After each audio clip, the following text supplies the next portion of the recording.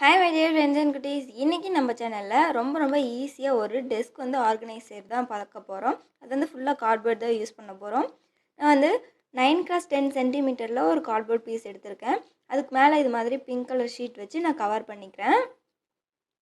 பின்னாடி பக்கமும் அதே மாதிரி நல்லா க்ளூ அப்ளை பண்ணி நல்லா ஒட்டிடலாம். நான் மேலே ஃபுல்லா பிங்க் கலர் ஒட்ட போறேன். உள்பக்கம் வந்து பாத்தீங்கன்னா ப்ளூ கலர் ஒட்ட போறேன். நீங்க வந்து ரெண்டுமே வந்து பிங்க் கலரே வேணும் அப்படினாலும் நீங்க ஃபுல்லாவே பிங்க் கலர் வச்சு கவர் பண்ணிக்கோங்க. இந்த சைடுல எக்ஸ்ட்ரா இருக்க பீஸ் வந்து நான் கட் பண்ணி ரிமூவ் பண்ணிடுறேன். இப்போ இதுக்கு மேலே ஃபுல்லா க்ளூ அப்ளை பண்ணிட்டு நான் வந்து ப்ளூ கலர் ஷீட் வந்து இந்த சைஸுக்கு கட் பண்ணி வச்சிருக்கேன். அதை வந்து மேலே ஒட்டிடலாம். நீங்க ஒயிட் கலர் வைக்கிறதா இருந்தாலும் வச்சுக்கலாம், இல்லை ஃபுல்லாவே பிங்க்ல கவர் பண்றதா இருந்தாலும் பண்ணிக்கலாம். இப்போ இதே போல் வந்து நமக்கு தேவையான பீசஸ் எல்லாமே ரெடி பண்ணி வச்சுருக்கேன். 9x10 சென்டிமீட்டரில் 2 பீஸும் 9x20 சென்டிமீட்டரில் 2 பீஸும் எடுத்திருக்கேன். இப்போ வந்து நல்லா க்ளூ அப்ளை பண்ணிவிட்டு கீழே ஒரு பெரிய பீஸை வேணும்ல, அதுக்கு வந்து நான் அந்த பீஸில் ஒட்டிடுறேன். இது பார்த்திங்கன்னா கீழே இருக்க பீஸ் வந்து 11x20 சென்டிமீட்டர். இது மாதிரி ஃபுல்லாக 2 சைடு க்ளூ அப்ளை பண்ணிவிட்டு நம்ம ஒட்டிடலாம்.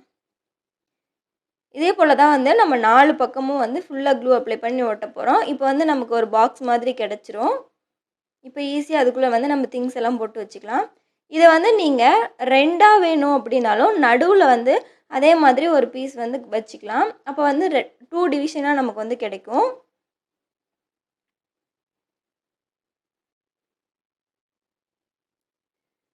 இப்போ இதுலேயுமே வந்து 3 சைடுமே ஃபுல்லாக க்ளூ அப்ளை பண்ணிவிட்டு நம்ம இன்னொருக்க ஒரு பீஸையும் அதோட சேர்த்து ஒட்டிடலாம்.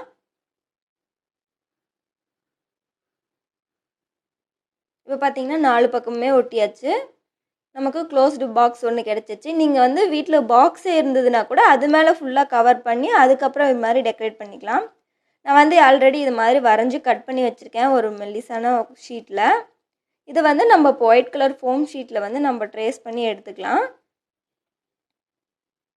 நீங்கள் வந்து ஃபோம் ஷீட் இல்லை அப்படின்னா ஒயிட் கலர் பேப்பர் இருந்ததுன்னா கூட நார்மலாக நோட் அட்டை இருக்கும்ல, அந்த நோட் அட்டையில் ஒயிட் கலர் ஷீட்டை வந்து மேலே ஒட்டிட்டு அப்படியே யூஸ் பண்ணிக்கலாம். அதுவும் நல்லா தான் இருக்கும்.